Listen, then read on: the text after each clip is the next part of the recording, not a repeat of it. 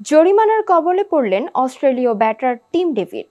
সম্প্রতি টি-20 সিরিজে ওয়েস্ট ইন্ডিজকে তাদের ঘরের মাঠে হোয়াইট ওয়াশ করার যাত্রায় সিরিজের পঞ্চম টি-20 ম্যাচে আম্পায়ারের সিদ্ধান্তে অসন্তোষ প্রকাশ করায় ম্যাচ ফির 10% জরিমানা গুনতে হচ্ছে এই অজি ব্যাটারকে।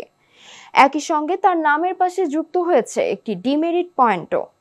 28 জুলাই সেন্ট কিটসে পঞ্চম টি-20তে অস্ট্রেলিয়ার ইনিংসের পঞ্চম ওভারে আলজারি জোসেফের একটি বল লেগ সাইডে খানিকটা বাইরে দিয়ে গেলেও সেটি ওয়াইড দেননি আম্পায়ার।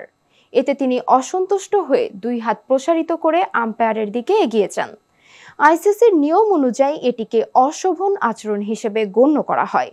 বিষয়টি নিয়ে দুই আম্পায়ার ম্যাচ রেফারির কাছে অভিযোগ জানালে আইসিসির আচরণ বিধির 2.8 নম্বর ধারায় আম্পায়ারের সিদ্ধান্তে অসন্তুষ্ট প্রকাশ করায় এ জরিমানা করা হয় তাকে।